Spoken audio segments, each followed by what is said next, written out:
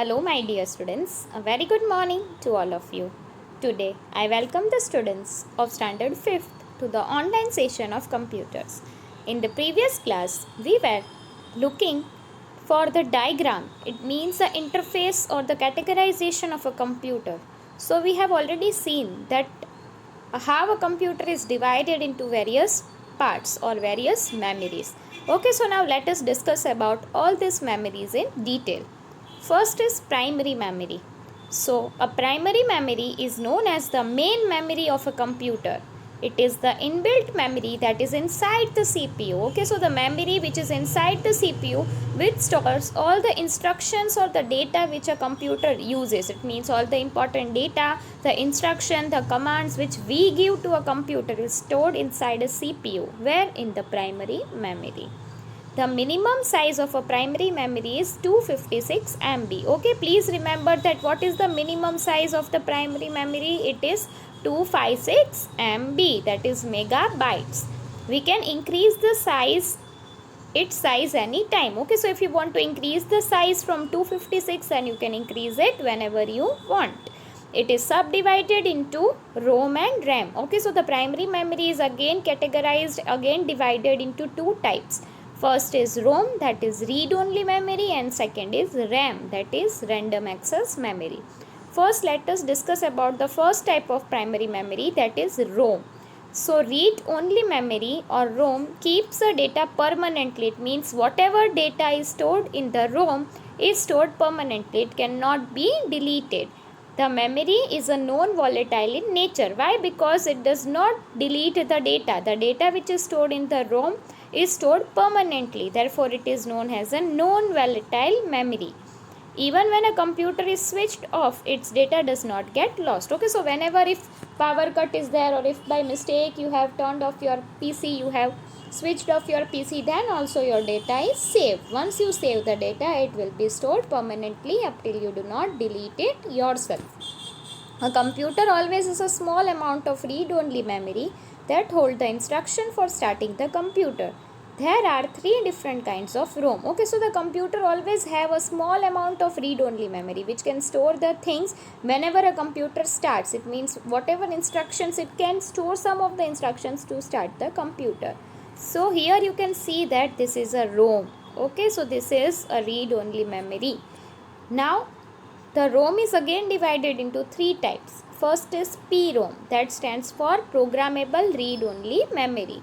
PROM refers to the Programmable Read-Only Memory. PROM is a memory chip on which we can store a program. But once the PROM has been used, we cannot wipe it clean and use to store something else. Okay, so it is a small memory chip which is used to store the data. But once if you already use the PROM, then it cannot be used again. It is like use and throw. It means once something is filled in this, it cannot be cleaned up, it cannot be used again to store something else. It can be programmed only under special conditions. PROMs are non-volatile. Okay, so whatever is stored in the PROM is also permanent, but once anything is stored in it, it cannot be deleted, it cannot be cleaned and then used for something else. Second is EPROM, that stands for Erasable Programmable Read-Only Memory. We can erase its stored information by exposing it to ultraviolet light. It means once in PROM we have already seen that anything is stored cannot be deleted, it cannot be cleaned up. But here EPROM, it means erasable programmable. Once we can erase it and store the information by using an ultraviolet light. It means using an UV light, you can clean up the memory. You can erase the information which is already stored in it. EPROMs are cheap and reliable, and hence they are widely used. They are very cheap, it means available at the low cost, and that are reliable. Why? Because it can be reused and therefore it is most widely used. Next is double EPROM. Double EPROM refers to electrically erasable programmable read-only memory. The information written on it can be erased using an electrical signals. Okay, as we have already seen in EPROM, the ultraviolet light is used to delete anything. Here the electrical signals are used to erase anything, to delete anything, to clean up anything. Okay, therefore it is named as electrical erasable programmable read-only memory. Okay, so these are the three type of ROM. Next is RAM, that is random access memory. The random access memory or RAM refers to read and write memory. We can both write the data in the RAM and also read from it. This is in contrast to ROM, which permits only reading of data. It means, well, read only memory allows you to read the data, as the name suggests, read only memory. So it allows the data only to be read it from it, but you cannot edit, you cannot write anything, or you cannot write the data in that ROM chip.